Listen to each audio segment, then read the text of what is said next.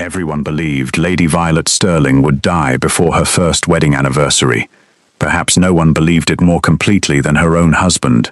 3 days after marrying England's most fragile bride, Alexander Theodore Sterling, 9th Duke of Highclere, placed her inside a carriage bound for Silver Oak Hall, a forgotten estate so neglected that ivy climbed through broken windows, fireplaces had gone cold, and half the servants had already abandoned hope.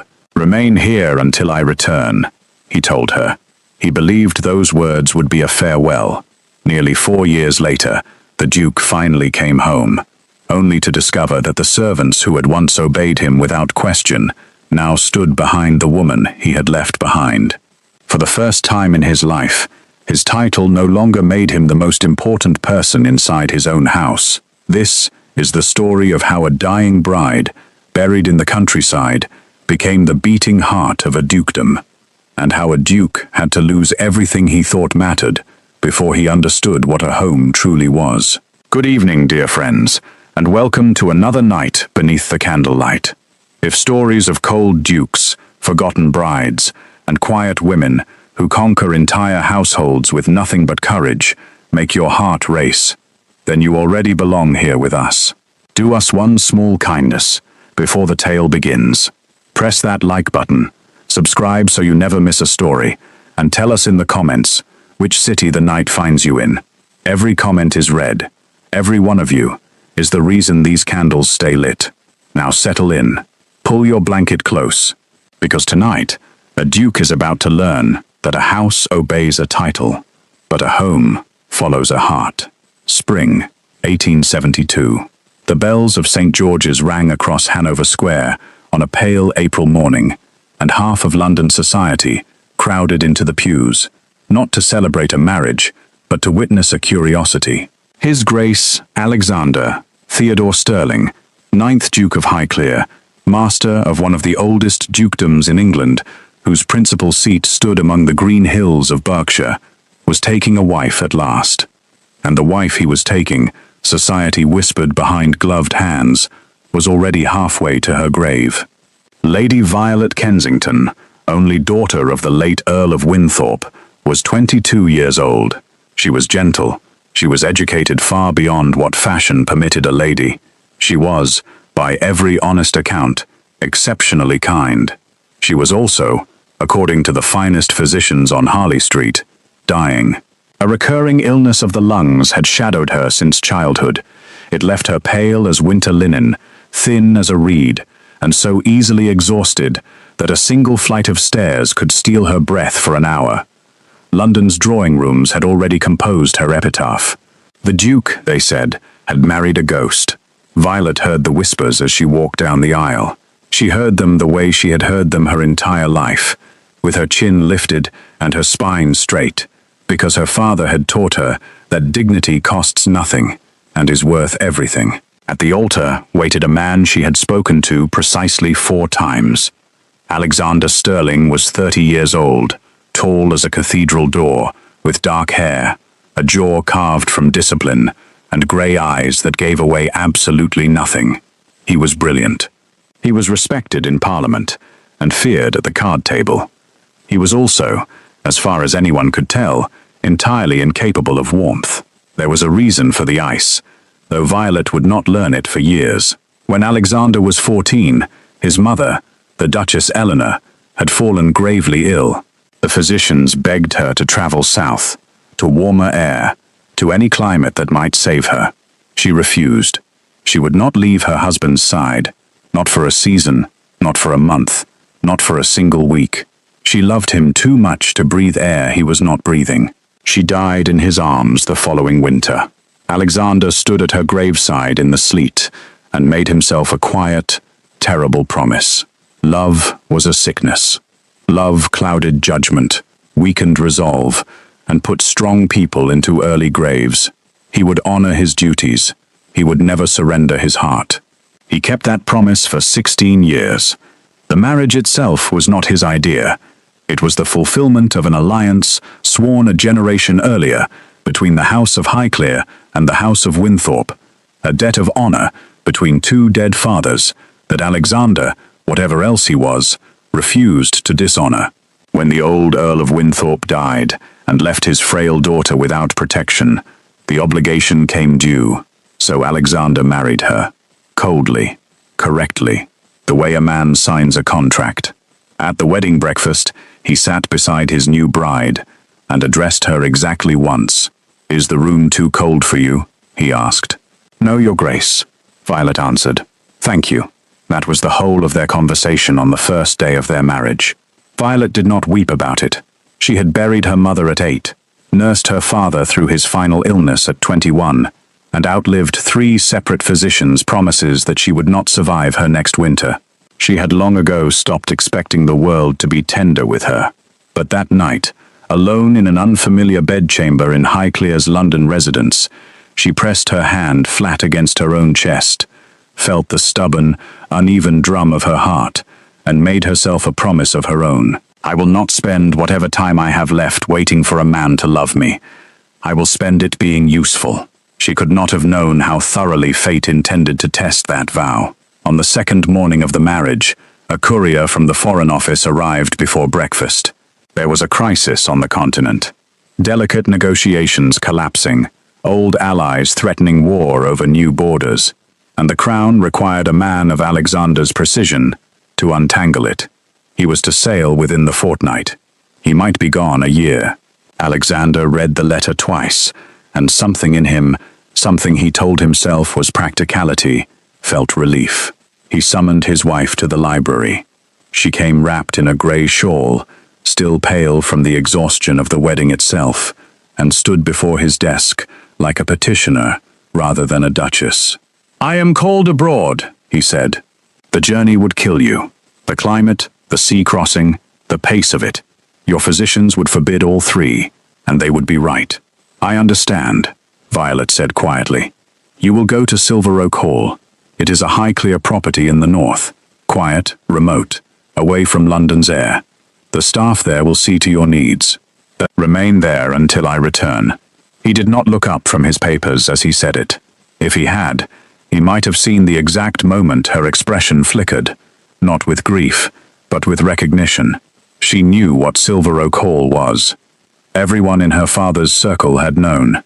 It was the house where the Highclere family sent its inconvenient relatives, the mad uncle, the disgraced cousin, the dowager no one wished to seat at dinner. It was where the family sent people to be forgotten. "How long will you be away, Your Grace?" she asked. "A year, perhaps less." She studied him for a long moment, this stranger who owned her name, her future, and apparently her burial plot as well. Then she curtsied, perfectly, the way her governess had taught her. "Then I wish you a safe journey, husband." She turned and left the library without another word, and Alexander told himself the tightness in his chest was nothing but impatience to begin his work. At dawn, on the 3rd day of the marriage, a black travelling coach bearing the Highclere crest rolled north out of London, carrying one small trunk of books, one lady's maid who wept the entire journey, and one 22-year-old duchess whom all of England had already buried. Alexander did not come to see the coach depart. He sent a note instead, 4 lines long, wishing her good health. Violet read it once, folded it carefully, and placed it inside her book of Psalms. Then she looked out the window at the grey road unrolling ahead of her, toward a house nobody wanted, in a county she had never seen, and she said something under her breath that her weeping maid did not quite catch. "Well then," the dying duchess whispered to the rain, "let us see what can be done." Silver Oak Hall announced itself first by smell, wet stone, rotting leaves, and the green breath of a garden that had gone feral. The coach passed through iron gates so rusted they no longer closed, up a drive strangled by weeds, and stopped before a house that must once have been magnificent. 3 stories of honey-coloured stone, tall windows built to drink the sunlight, a grand oak door, older than most family trees in Parliament. Now ivy poured through a broken window on the east wing, like the house was bleeding leaves. Half the chimneys stood cold. Slate tiles lay shattered on the gravel where storms had flung them, and no one had thought it worth the trouble to sweep them away. 7 servants waited on the front steps. 7. for a house built to employ 60. At their head stood the butler, William Faulkner, a straight-backed man of some 60 years, whose black coat had been brushed to death and mended at both elbows. Beside him, arms crossed like a fortress gate, stood the cook, Mrs. Mabel Roberts, broad and grey, and visibly unimpressed. The housekeeper, Mrs. Margaret Shaw, had a face like a locked cupboard. A groom named Duncan Clark held the horses. 2 elderly maids and 1 nervous scullery girl named Clara completed the entire household of a Duchess of England. They bowed and curtsied with perfect correctness and perfect indifference. Violet understood the arithmetic in their eyes at once. They had served at Silver Oak long enough to see the pattern. Fine coaches arrived carrying unwanted people. The unwanted people withered. Coffins departed. The house went back to sleep. She was not a mistress to them. She was a season of extra work, followed by a funeral. "Welcome to Silver Oak Hall, Your Grace," Faulkner said, in the voice of a man reciting a phrase in a foreign language. "The blue room has been prepared. It has the fewest drafts." "Thank you, Mr. Faulkner," Violet said. "Before I rest, how many tenant families live on the estate lands?" The question landed like a stone in a still pond. Faulkner blinked. In 40 years of service, no arriving exile had ever asked him a single question about the estate. 31 families, Your Grace, though times have been hard for them. "Then I shall want to know their names," she said. "All of them. When I have caught my breath." She swept past the astonished servants and into her forgotten kingdom. The first months were brutal, and the house nearly won. Violet's illness, aggravated by the long journey, pinned her to her bed for most of that first summer. There were nights when her breath rattled so badly that Clara, the scullery girl assigned to sit with her, ran weeping for Mrs. Roberts, certain the new Duchess would not see morning. The estate steward, a smooth-mannered man named Archibald Vaughan, who managed Silver Oak's accounts from his comfortable office in the village, visited exactly once, expressed his condolences on her poor health with remarkable readiness, and did not trouble himself to return. But autumn came, and something unexpected came with it. The air of the North Country, clean, cold, sharp with pine and moorland, did for Violet what no Harley Street tonic ever had. Away from London's coal smoke, away from the drawing rooms where she had been displayed like a doomed curiosity, her lungs began, slowly, to remember their purpose. The coughing fits grew shorter. The grey mornings when she could not rise grew rarer, and Violet Sterling, who had spent her whole life being told to rest, discovered that she was ferociously tired of resting.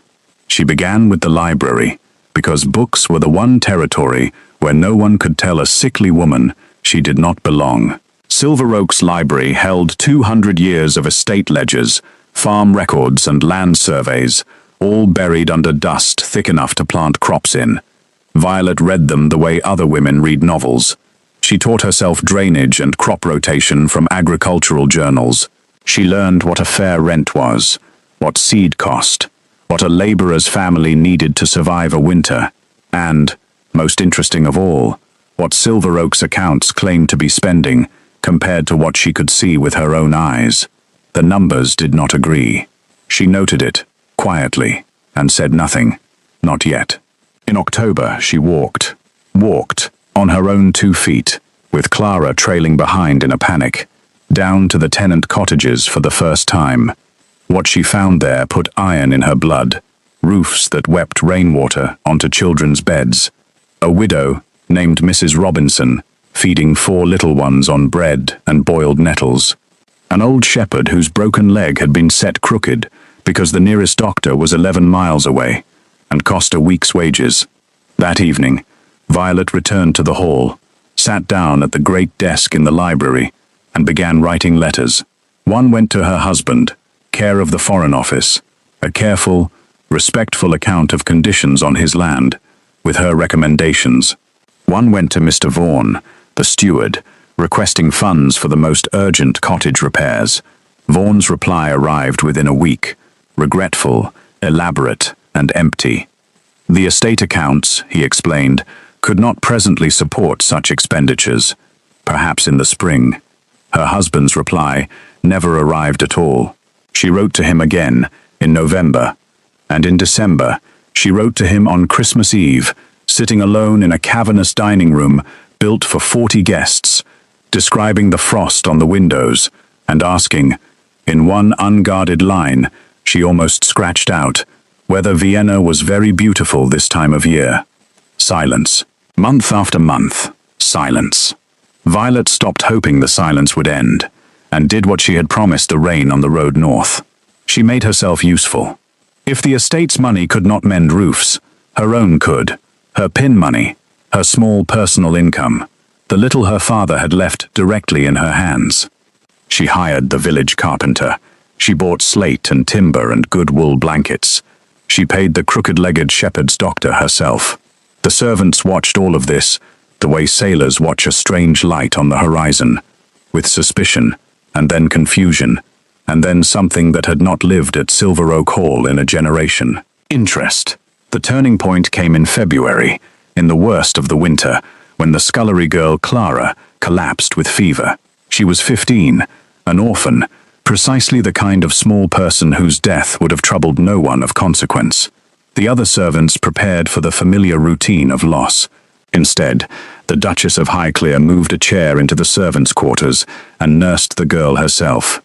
Mrs. Roberts protested. Mrs. Shaw protested. Faulkner protested with the full ceremonial weight of his office. Her Grace's health, her Grace's station, her Grace's utter madness.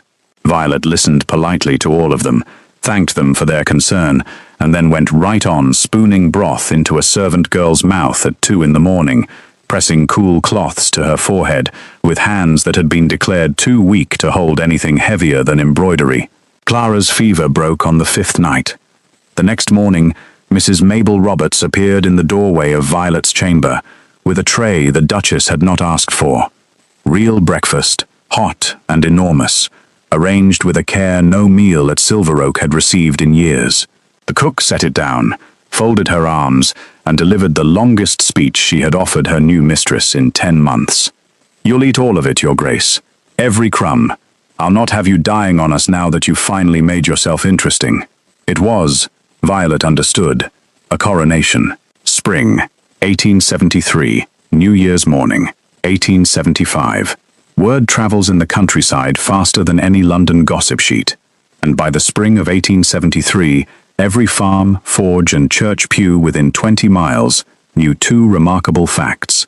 First, the dying Duchess, buried at Silver Oak Hall, had refused to die. Second, she was rebuilding the world around her, with her own 2 hands. The estate school came first.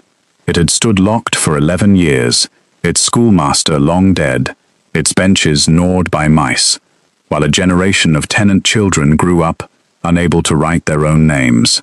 Violet had it scrubbed, re-roofed, and reopened by May.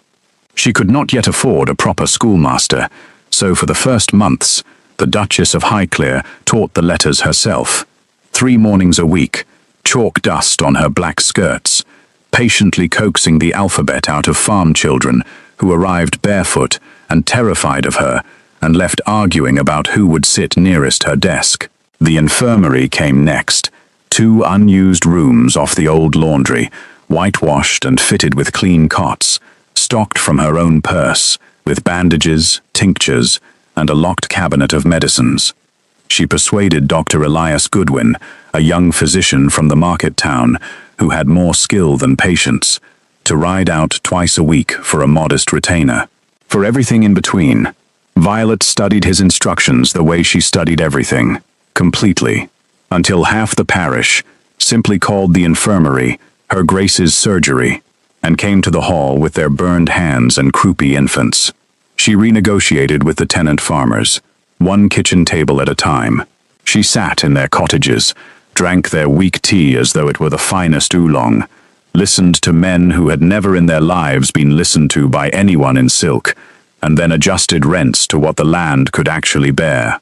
Thomas Robinson, the widow's eldest son, wept in front of her when she forgave 2 years of arrears his dead father had owed. He was 17. He would have walked into fire for her from that day forward, and he was not alone. Archibald Vaughan, the steward, watched all of this from his office in the village, with the fixed smile of a man doing sums in his head. He came to the hall in June, all velvet courtesy, to suggest, gently, respectfully, that her Grace was perhaps overexerting herself, that estate matters were burdensome things best left to men of experience, and that His Grace the Duke would surely wish his wife to rest. "You correspond with my husband, Mr. Vaughan?" Violet asked mildly. "I have that honor, Your Grace. Estate reports quarterly." "How fortunate," she said, pouring his tea. "He has proven a difficult man to reach. Tell me, does he ever mention my letters?" Something moved behind Vaughan's eyes, quick as a rat along a skirting board. "His Grace is much occupied, madam. The negotiations demand everything of him." "Of course," said Violet, and smiled, and changed the subject, and remembered. She kept writing to Alexander anyway, every month, without fail, long after any reasonable hope of reply had starved to death. She told herself it was duty. It was not entirely duty.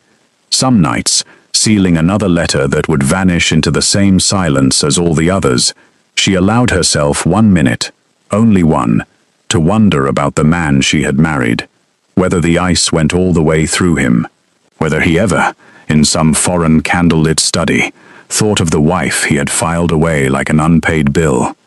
Then the minute ended, and she went back to work. Far away, in the chandeliered corridors of Vienna and Constantinople, Alexander Sterling was learning what 4 years of statecraft does to a man's soul. The negotiations he had expected to conclude in a year collapsed twice and reformed 3 times. A border war flared in the east. He was sent to help contain it, and saw things in field hospitals that visited him afterward in his sleep. Men he trusted sold their honesty for advancement. The work was important. He never doubted it was important, but it hollowed him the way water hollows stone, without hurry and without mercy. The quarterly reports from his steward, Vaughan, assured him that Silver Oak Hall was quiet, that her Grace's health was much as expected, and that she wanted for nothing. No letters from his wife were ever enclosed. Alexander concluded that she had accepted the arrangement with sensible indifference, and told himself this was exactly what he had wanted. He noticed, without ever examining it, that he had begun keeping his mother's small portrait on his desk again. He noticed that when a Viennese countess remarked at dinner that his wife was said to be an invalid, something in his chest turned over like a key in a lock, and he changed the subject with more sharpness than diplomacy allowed. He wrote to Violet exactly 3 times in 4 years, brief, formal notes that arrived at Silver Oak like postcards from a stranger. He convinced himself that distance was kinder than false hope. It is remarkable the lies a disciplined man can make himself believe. Back in the north, the winter of 1873 into 1874 brought fever to the valley, a crawling, spiteful influenza that moved cottage to cottage like a thief. It took the old shepherd in January. It nearly took Mrs. Shaw, the housekeeper, whose locked cupboard face softened forever toward the mistress, who sat beside her bed for 6 nights running, reading psalms in a voice roughened by her own fragile lungs. By the time the fever burned itself out in March, Violet Sterling had personally nursed 11 people through it, lost only 2 in the whole valley. The district average was cruel that year, and coughed blood into her handkerchief on 3 separate mornings without telling a single living soul. Dr. Goodwin found out anyway, because Clara told him, because Clara would have betrayed kings for her mistress, but never her mistress's health. He cornered the Duchess in her own infirmary, and delivered the scolding of his career. "You were sent here to convalesce, Your Grace, not to hold the county together with your bare hands." "I was sent here to be forgotten, Doctor," Violet said, rolling a bandage with perfect calm. "I have simply declined." Then came the harvest of 1874, and the hardest test of all. It rained through July. It rained through August. It rained with a malice that farmers in the valley spoke of for the rest of their lives. Wheat rotting black in the fields, hay molding in the stooks, potatoes drowning in their ridges. By October, the arithmetic was plain and terrible. The estate's tenant families would not have bread enough to reach spring. Violet wrote to Vaughan, demanding the estate purchase grain. Vaughan replied, with infinite regret, that the accounts could not bear it. The accounts. Always the accounts. Violet stood at her library window, with his letter in her hand, looking out at the wet grey fields, and made the coldest, clearest decision of her life. The following week, a discreet gentleman travelled up from a London jeweller's and the Kensington emeralds, her dead mother's necklace, her grandmother's rings, the diamond eardrops her father had given her the last Christmas of his life, left Silver Oak Hall in a locked case, every stone of it. She kept back only her wedding band, and that mostly for appearances. Grain wagons began arriving in November. Flour reached every tenant cottage and every servant's family before Christmas, weighed out fairly under the Duchess's own eye. No one at the hall was told where the money came from, but servants are the intelligence service of England, and Clara had seen the empty jewel case, and Mrs. Roberts had seen Clara's face, and Faulkner had seen Mrs. Roberts's face. By New Year, the entire household knew a truth that no one ever spoke aloud in the Duchess's hearing. She had sold her mother's jewels to buy their children's bread, and she ate last, every single night, until the granaries balanced. Something changed in the house after that. Something deeper than gratitude, older than wages. On New Year's morning, 1875, the entire staff of Silver Oak Hall, which had grown from 7 souls to 26 under her stewardship, assembled in the great hall without being summoned. Faulkner stepped forward, bowed lower than protocol required, and spoke for all of them. "The household wishes Her Grace a Happy New Year," he said. And then, quietly, off the script of his office, "And the household wishes Her Grace to know that we are hers, whatever comes." Violet, who had not wept in front of another human being since her father's funeral, made it all the way back to the library before the tears came.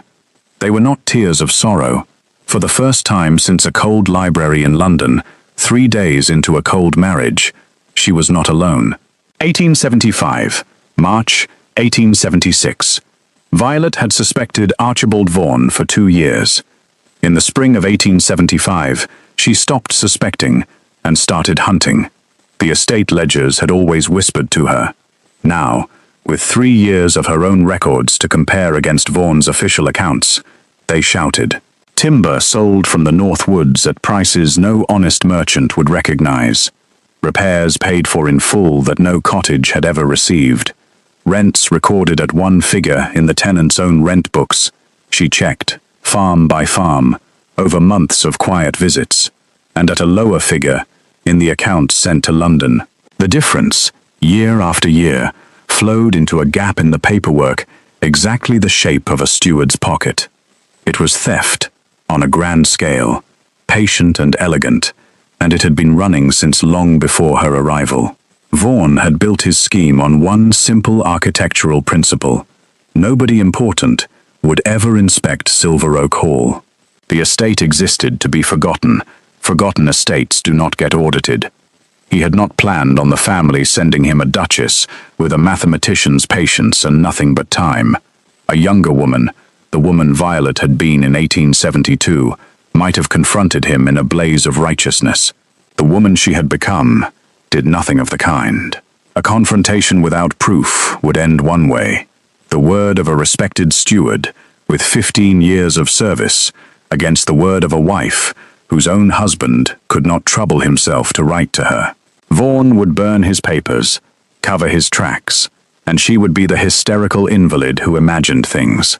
So she smiled at him at Michaelmas, and praised his diligence at Christmas, and all the while she built her case the way she had rebuilt the estate, stone by patient stone. She copied ledger pages by candlelight, in her own hand, after the house slept. She gathered the tenants' rent books. Thomas Robinson organized that quietly among the farms, and not one man refused her. She obtained, through Dr. Goodwin's brother-in-law in the timber trade, honest valuations of the woodland sales. Faulkner, who had suspected Vaughan for a decade and been powerless, gave a written statement of every repair the steward had claimed and never delivered. By January of 1876, the evidence filled a locked deed box. Dates, sums, signatures, witnesses. Not accusations, arithmetic.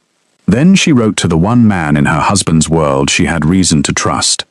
Mr. Benedict Holloway, of Holloway and Fitzpatrick, Lincoln's Inn, had been the Highclere family's solicitor for 30 years.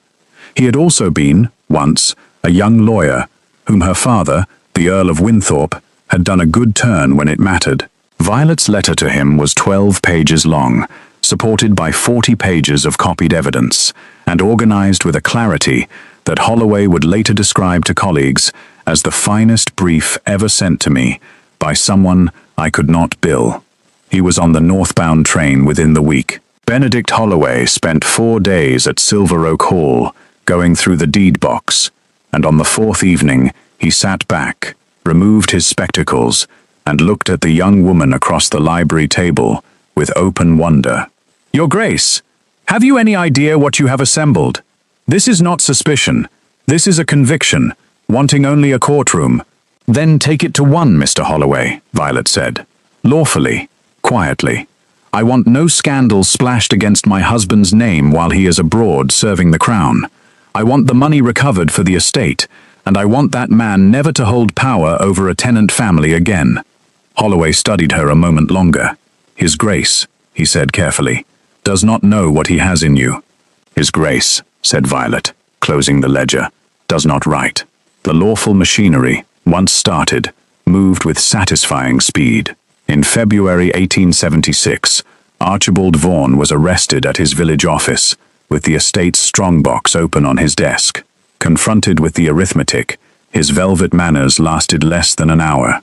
He confessed to the embezzlement in exchange for the return of what could be traced, and it was during the inventory of his office, cataloguing 15 years of stolen paperwork, that the magistrate's clerk found the locked lower drawer.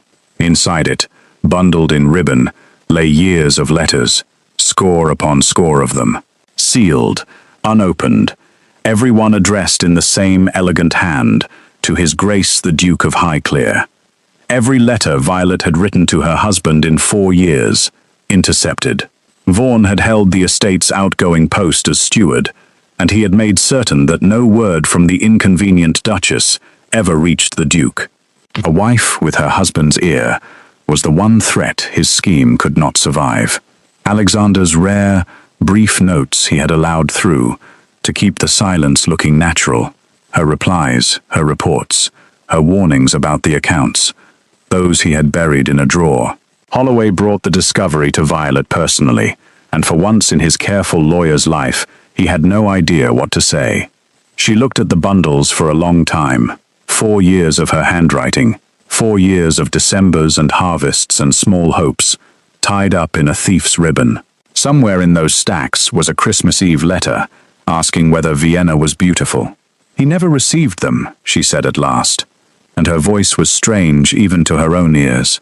"All this time, I believed he read them and chose silence. And His Grace," Holloway said gently, "will have believed you never wrote at all." The letters were sealed away again, with the rest of the Crown's evidence, until the trial should end, and Violet asked Benedict Holloway for one thing more, that the telling of it, whenever the Duke came home, should be hers alone. It was a telling she would carry, unspoken, for a very long time. It changed something. It did not change everything. Violet was too honest with herself for that. Vaughan had stolen the letters, but it was Alexander who had left a 3-day bride at a ruined house and stayed away 4 years. Alexander, who had written 3 notes in 48 months. Alexander, who had never once, in all that time, boarded a train to see with his own eyes whether his wife was alive. A thief had deepened the wound. Her husband had made it. One more discovery came out of the wreckage of Vaughan's office, and it altered the ground beneath Violet's feet forever. Among his papers, Holloway found the documents of her marriage settlement and her father's estate, matters Vaughan had administered and deliberately tangled. Unpicked and set right, they revealed what the steward had labored to obscure. The late Earl of Winthorpe had left his daughter a personal inheritance, held in trust, that was hers absolutely. independent of her husband, independent of the dukedom, sufficient for a comfortable and dignified life, anywhere she chose to live it. Holloway explained it to her plainly. She was no longer a dependent. If she wished, she could establish her own household tomorrow. London, Bath, the continent, anywhere. Violet stood at the library window, looking out at the estate she had raised from the dead, the mended roofs, the smoking chimneys, the school children shrieking down the lane, and felt the strangest sensation of her life. For the first time since her wedding day, staying was no longer a sentence. It was a choice she had not yet made. And then, on a raw grey morning, in the first week of March, 1876, a rider came up the drive at a gallop, with a telegram from Portsmouth, and the choice stopped being theoretical. The Duke of Highclere had landed in England. He was coming home. Alexander Sterling came home in the second week of March, 1876, nearly 4 years after he had sailed. And the man who stepped off the train at the market town was not the man who had left. The confident Duke of 1872 had departed with a straight back and a certainty that duty explained everything. The man of 1876 was thinner, greyer at the temples at 34, and carried a silence around him like a heavy coat. He had spent 4 years watching honest treaties die of dishonest men. He had walked field hospitals after the border war and learned what statecraft costs when it fails, counted in boys. He had been betrayed twice by colleagues he trusted, decorated once by a crown he no longer felt he understood, and somewhere along that long, cold road, he had stopped recognizing his own reflection. He told himself he was going first to Silver Oak Hall out of duty, to inspect the property, to settle the shocking business of Vaughan's arrest, which had reached him through Holloway's telegrams in his final weeks abroad. He told himself the tightness in his chest as the carriage climbed the North Road was administrative concern. He was braced for a ruin and a sick room.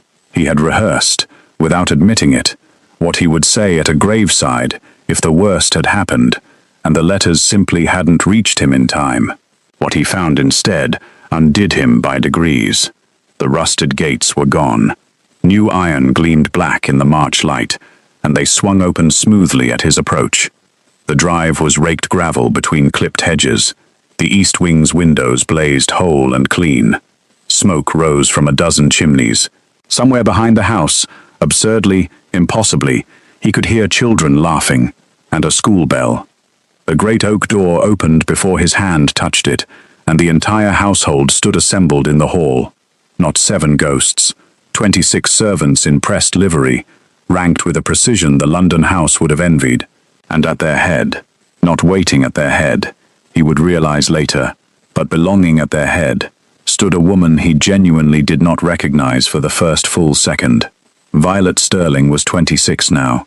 The grey-wrapped invalid of his memory was gone as thoroughly as the ruined house. The woman before him stood straight-backed, in deep green wool, colour in her face, from a life lived half outdoors, her dark hair simply dressed, her hands, he noticed her hands, bare of every jewel but a wedding band. She was not beautiful the way London measured beauty. She was beautiful the way a lighthouse is beautiful, and every servant in that hall was oriented toward her like ships. "Welcome home, Your Grace," she said, perfectly courteous, perfectly unreadable. "Your rooms are prepared." He had rehearsed a graveside.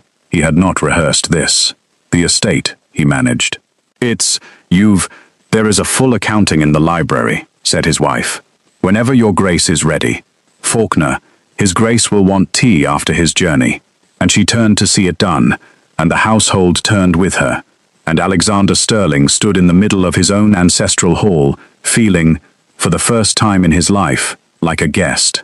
The days that followed taught him the new order of his world, lesson by quiet lesson. He gave instructions, and the instructions were obeyed. Eventually, courteously, and always with a pause he could not at first identify. On the third morning he ordered the carriage for 10 o'clock, and at 10 o'clock there was no carriage. He found Faulkner in the hall, and heard, in his own butler's gentlest voice, the sentence that would live in him for the rest of his days. "I do beg your Grace's pardon." Her Grace has not yet given instructions. She reviews the day's arrangements at 9, you see, and the horses were promised to the doctor's rounds until 11. May I offer the small carriage at past? No insolence, no defiance. Not one servant in the house was ever, by a hair's breadth, disrespectful. That was what made it unanswerable. He could have crushed rebellion. Rebellion was a language dukes were raised speaking. This was something else entirely. The household's obedience still ran to him, but its instinct, its heartbeat, its first glance in any moment of doubt, ran to her. He watched a footman with a question look past a duke to find a duchess. He watched Mrs. Roberts hold his dinner until her Grace's approval of the menu, then inform his Grace, kindly, as one informs a well-meaning child, that no business would be discussed until he had finished his soup. His title commanded the house. His wife was the house, and the bitterest part, the part that kept him standing at his window long past midnight, was that he could not even resent it. He read Holloway's full report in his first week home: the embezzlement, the false accounts, the school, the infirmary, the fever winter, the ruined harvest. He rode the estate and saw mended roofs and tenant farmers who touched their caps to him with respect, but spoke of her with something adjacent to worship. He heard, from the doctor, delivered with a young man's fearlessness, how close the fever had come to taking her while she nursed his servants. He heard from no one, because no one would speak of it, and finally from Clara, who was 18 now and cried telling it, about a case of emeralds going south so that grain wagons could come north. He had left a dying stranger to save an alliance's honor. In her place, he found the finest estate manager in the county, the most loved mistress in the north, and a woman who owed him precisely nothing. They met, in those months, like courteous nations. Dinner each evening at opposite ends of a long table, conversation about drainage and rents, and the Vaughan prosecution. Both of them, fluent in everything except each other. But close observation was Alexander's profession, and he could not stop practicing it. He noticed the way her laugh, he had never once heard her laugh in 1872, carried up from the kitchen garden when she walked with the cook. He noticed the confident set of her shoulders as she stood over estate maps, and the ink stains on her fingers, and the way frightened tenant children ran toward her. He noticed that she was, in every way that could possibly matter, magnificent. And he noticed the wall, courteous, seamless, 4 years thick. She never once asked him about Vienna. In June he tried, awkwardly, the only apology his upbringing had equipped him for. He offered to buy back the Kensington emeralds, whatever the cost, and to settle upon her a sum that made even Holloway blink. Violet set down her teacup and looked at him for a long moment across the breakfast table. "You are trying to repay me," she said. "I did not do it for the estate's credit, Alexander. I did it because Mrs. Robinson's children were hungry, and I was not. There are debts money answers. This is not one of them, and I would thank you not to insult it." She had never used his Christian name before. She had chosen this moment, he understood, precisely because it would land like a slap. He deserved it, and they both knew it, and he inclined his head and withdrew the offer. But that night he began, for the first time, to genuinely reckon with the size of what he had done in 1872. Not a logistical decision, not a kindness of distance. He had taken a grieving, ill, courageous girl 3 days into her marriage and thrown her away, and she had built a kingdom out of the place he threw her. Autumn deepened. The courtesy between them began, in fractions, to thaw at the edges. A shared smile over the stable boy's solemn debate about whether the Duke or the Duchess had the better seat on a horse. An evening when estate business ran late and turned, without either of them deciding it, into 2 hours of actual conversation about her father's library and, haltingly, his mother's death. He told her about the field hospitals. She was the first human being he had told. She listened with her whole stillness, and when he finished, she said only, "Thank you for telling me," and he lay awake afterward. 34 years old. shaken by how much those 5 words had mattered. He was falling in love with his own wife, 4 years too late, and he knew with a diplomat's exactness that he had not remotely earned the right to say so. Then came December, and the fire. It began on a bitter night in mid-December, in the nursery wing. The nursery wing was the newest restored part of the hall, prepared that autumn for the housekeeper, Mrs. Shaw's orphaned grandchildren, and the young children of 2 live-in maids. Violet's doing, naturally. Silver Oak, under her rule, had a habit of quietly absorbing anyone small and unprotected. A December gale had been battering the house all evening. Sometime past midnight, a chimney flue, cracked deep where no restoration had found it, breathed a live coal into the old timber of the wall. By the time the night maid smelled smoke, the corridor outside the children's rooms was burning. The bell went up. The household poured into the snow-whipped dark in nightclothes. Bucket chains from the stable pump, horses screaming, orange light climbing the ancient stone. Violet, a shawl over her nightgown, was everywhere at once with a general's calm. The children's names counted, the chains organized, the east cistern opened. The count came up too short. Mrs. Shaw's grandchildren, 6 and 4, trapped past the burning corridor at the far end of the wing. Afterwards, a dozen witnesses told the story a dozen ways, but every version agreed on the central fact. Before any servant could move, before Violet's shouted order had fully left her mouth, the Duke of Highclere went through the smoking doorway at a dead run. Alexander had been many things in his life. Brilliant, cold, correct, absent. He had never once been physically afraid, and he was not afraid now. 4 years of war zones had burned that out of him, along with much else. He went down the burning corridor with a wet stable blanket over his head, kicked through a jammed door as the ceiling behind him began to sag, and found 2 small children under a bed, too terrified even to cry. The window was painted shut.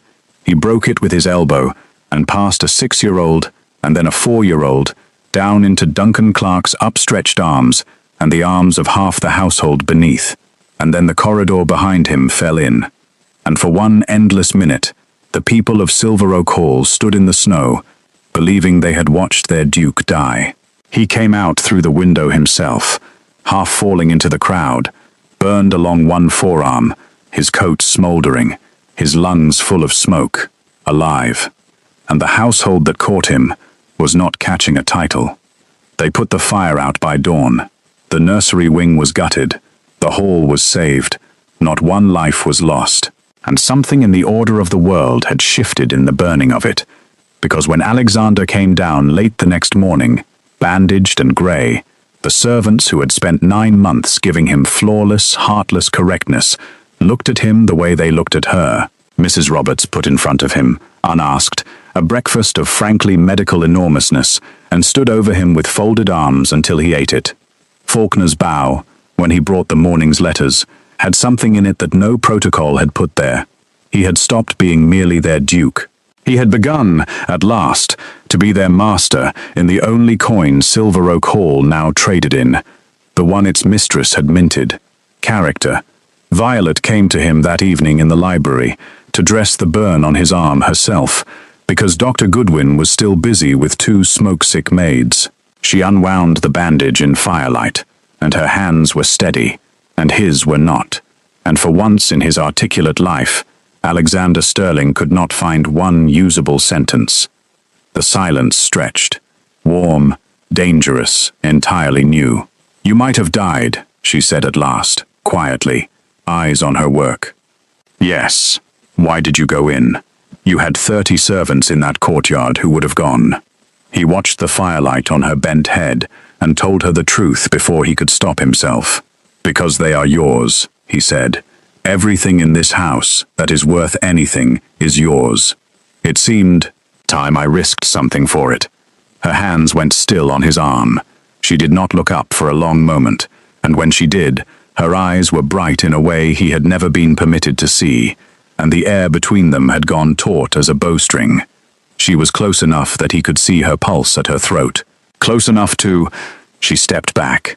She tied off the bandage with brisk, unfair competence, wished him good night, in a voice not quite her own, and left him alone with a hammering heart and the ruins of 20 years of certainty that love was a sickness.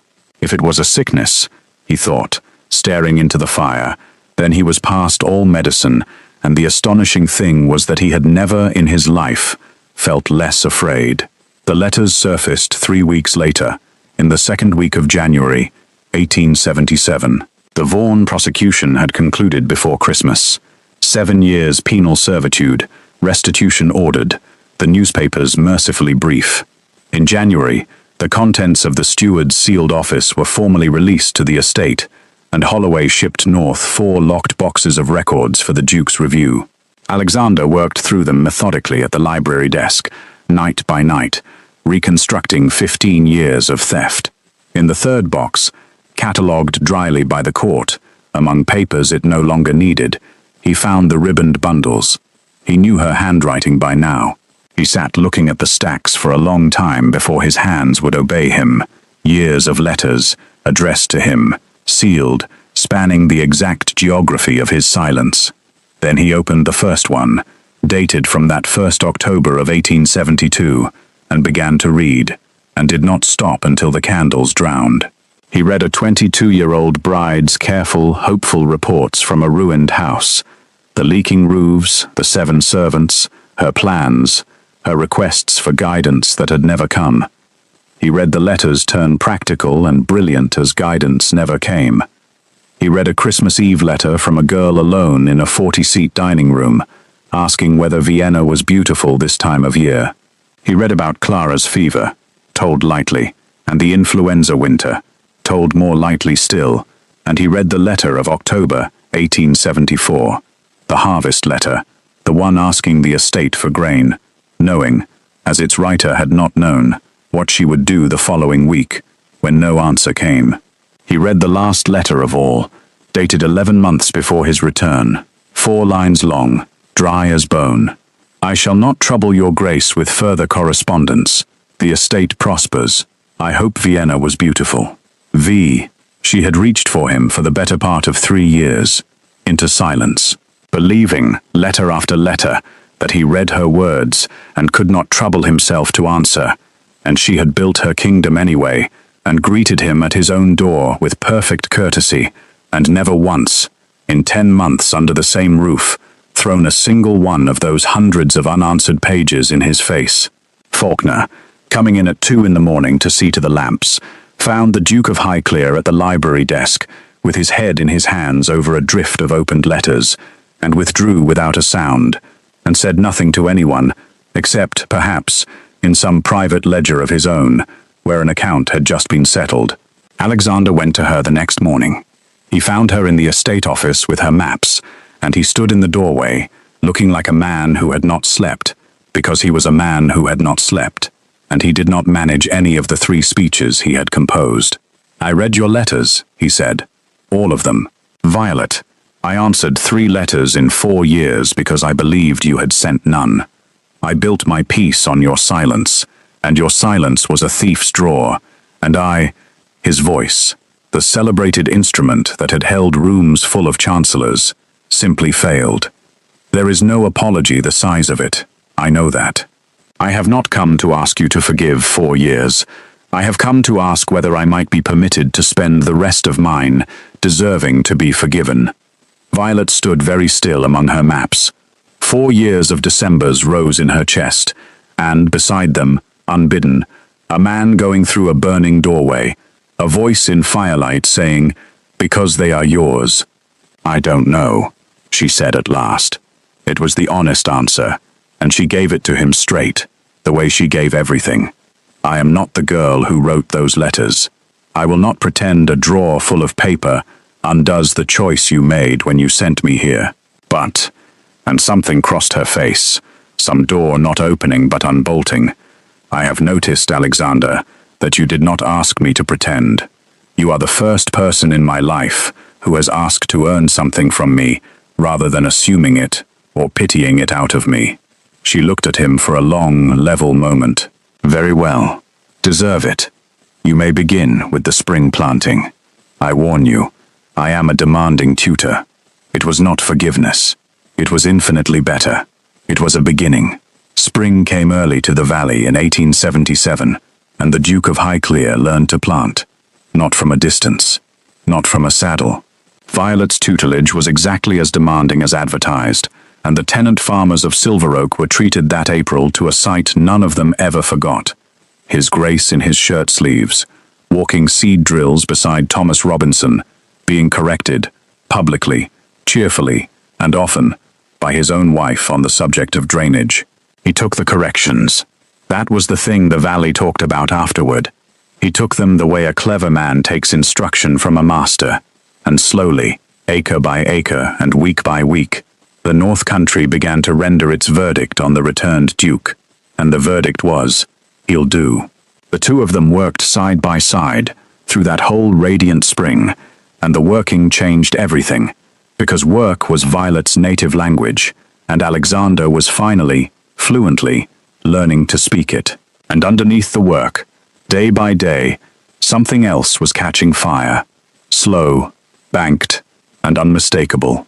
He felt it when their gloved hands brushed over the estate maps, and neither of them moved away, and the whole room seemed to tilt around 2 inches of touching leather.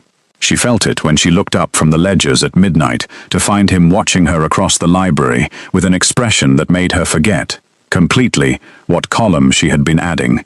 A hunger with all the patience burned out of it, held in check by nothing but his word. They stood too close, now, always. They found reasons, a shared candle, a map that required 4 hands, an evening chill that put them both on the same small sofa before the library fire, a careful 6 inches apart, 6 inches that both of them could feel like a held breath. In May, to mark the nursery wing's completed rebuilding, Violet reopened the old ballroom for the servants' spring dance. Fiddles, lanterns, the whole valley invited, and midway through the evening, before his entire household, Alexander bowed to his wife and asked her to dance. They had never danced. Not even at their own wedding. The fiddles slowed into a waltz, and the Duke of Highclere took his Duchess in his arms for the first time in 5 years of marriage, and every soul in the room pretended not to watch and watched. He held her correctly. Then, somewhere in the second turn, correctness lost. His hand spread warm at her waist and drew her a half-inch past propriety. Her fingers curled into his shoulder, and they finished the waltz with her cheek, almost at his jaw, both of them breathing as though the dance were a much longer journey than one ballroom, neither of them saying one word, because there was not a word in English that would not have been either too little or far too much. "You're trembling," he murmured, at the last turn. "So are you," said his wife. The music ended. They stepped apart. The household applauded the fiddlers with suspicious enthusiasm, and Mrs. Roberts was seen to dab her eyes with a dishcloth and threaten a stable boy who commented on it. The Crown's letter arrived 2 weeks later, at the start of June. Heavy paper, a minister's seal, the summons Alexander had spent his entire previous life preparing for. In recognition of his service abroad, Her Majesty's government was minded to appoint him to a permanent senior post. Prestige, power, a seat at the very center of the empire's machinery. It was everything the man of 1872 had ever wanted. It would require his residence in London, with lengthy postings abroad. Parliament's representatives would travel north within the fortnight to receive his answer in person. A formality. No sane man refused such a thing. Violet found the letter on his desk, because he left it there for her to find. He had promised himself there would be no more silences between them. She read it twice, and felt the floor of her new life tilt. That night at dinner, she was flawlessly composed and utterly unreachable, and Alexander, fluent now in her weather, understood exactly what she was doing. She was practicing the old skill. She was preparing, quietly, to be left again. And this time, she was arming herself in advance, and it broke his heart, precisely as much as he deserved. The delegation came up from London in mid-June. 2 parliamentary representatives and a minister's secretary, received with full honors in the Great Hall. The household assembled. Faulkner orchestrated. Violet stood at the foot of the staircase in grey silk, 27 years old, her face a perfect diplomatic achievement, waiting to hear her husband accept the future. The senior representative read out the appointment in ringing tones and asked, as form required, for His Grace's answer. Alexander looked at the letter in the man's hand. Then he looked, slowly and deliberately, around the hall, at Faulkner, at Mrs. Roberts and Mrs. Shaw, at Clara, at Duncan Clark, at the ranks of the household his wife had built, and last and longest at his wife. And when he spoke to the room, but every word of it travelled to exactly one person. "Convey to Her Majesty's government my deepest gratitude," he said, "and my refusal." The secretary's pen stopped. The hall went absolutely still. "I gave the crown 4 years," Alexander went on, quite calmly. "I do not regret them, but I have learned, gentlemen, at ruinous expense, the difference between what a man can command and what a man must earn, and I have unfinished business here of a kind no ministry can offer me. The dukedom of Highclere has many estates. Only one has become my home." His eyes found Violet's and held them, in front of Parliament and God and the entire household of Silver Oak Hall. "Where my Duchess remains, there I shall remain also." For the space of 3 heartbeats, nobody in the great hall breathed. Then William Faulkner, 63 years old, 40 years in service, a man who had never in his professional life made an unscripted sound, began, deliberately, decorously, and entirely against protocol, to applaud. The household went up like the fire had, and somewhere in the middle of it, Mrs. Roberts was weeping openly into her apron and not threatening anybody at all, and the delegation from London went home that week with a refusal and a story that half of Parliament would be retelling by August. Violet did not applaud. Violet stood at the foot of the stairs with her diplomatic face in ruins, and when Alexander crossed the hall to her through his cheering household, she met him halfway. "You absurd man," she said, unsteadily.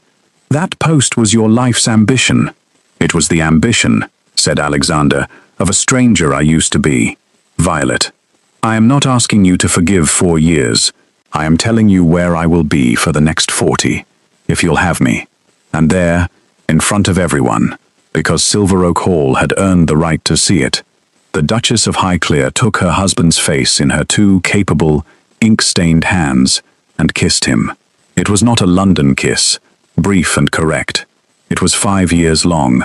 It carried every unanswered December in it, and every ribboned letter, and the burning corridor, and the 6 inches of sofa, and the last turn of a waltz.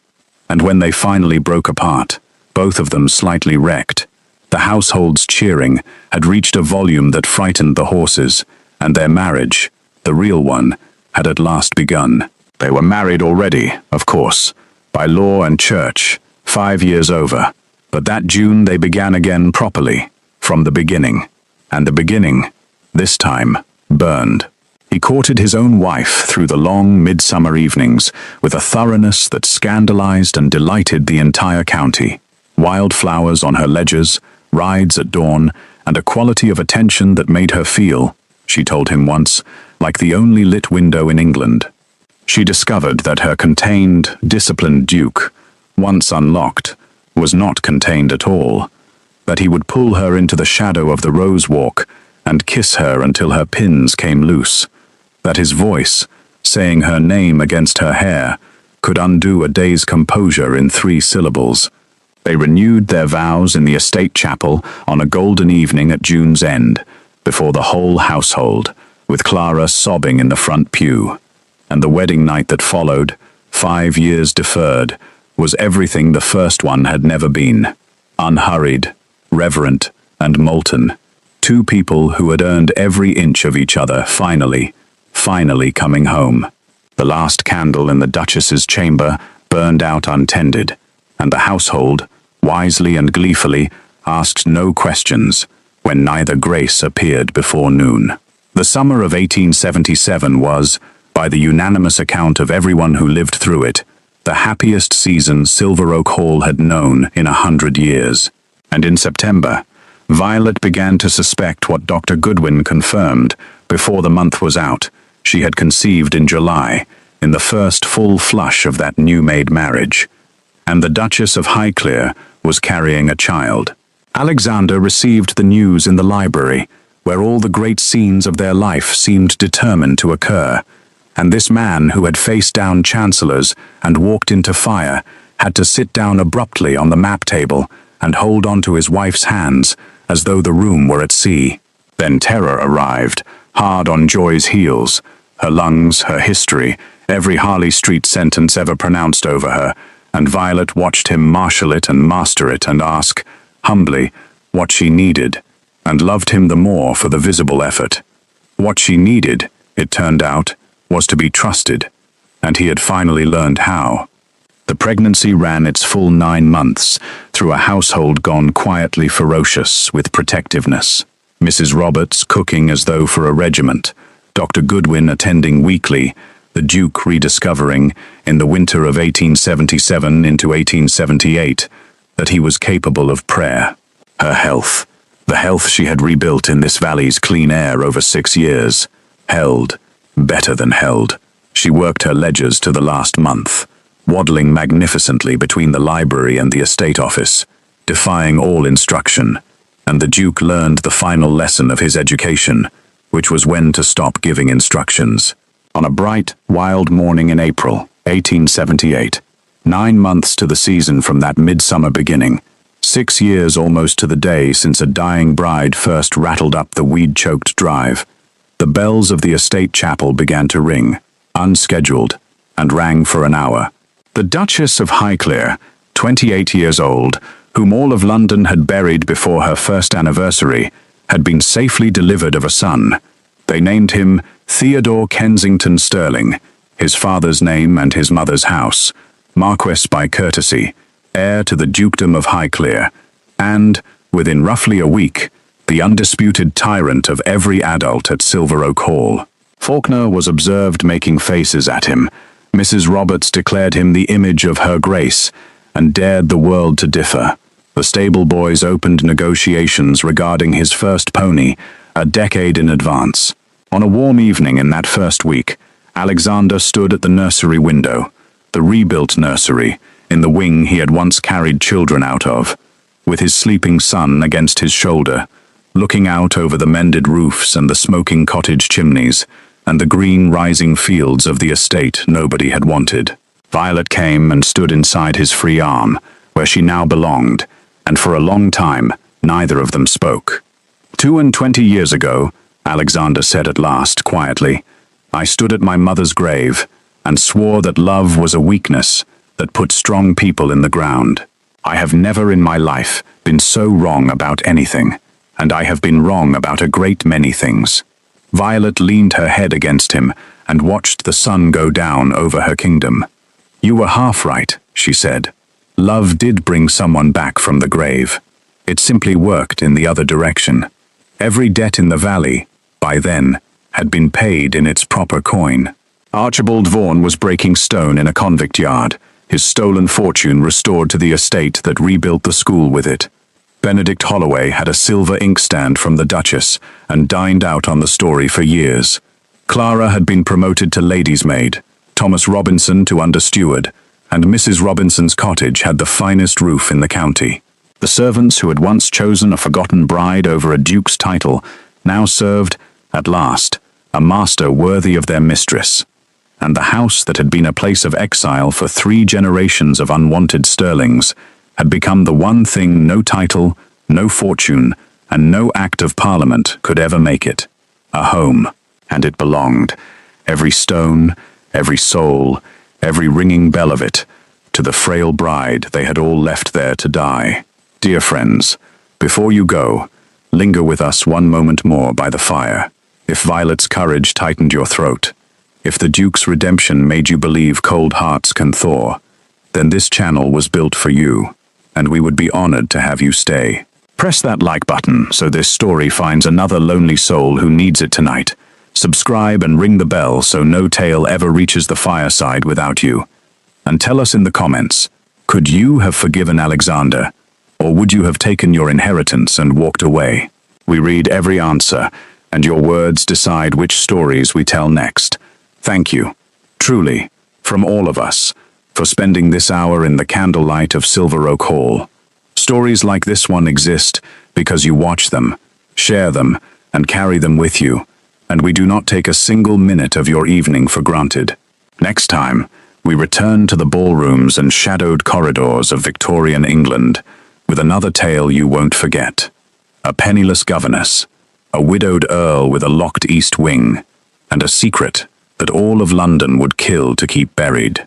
Believe us when we say you will not see the ending coming. Until then, keep your fires lit, keep your hearts open, and remember what Silver Oak Hall taught its duke. A title commands a house. Only love builds a home. Good night, dear friends, and thank you for watching.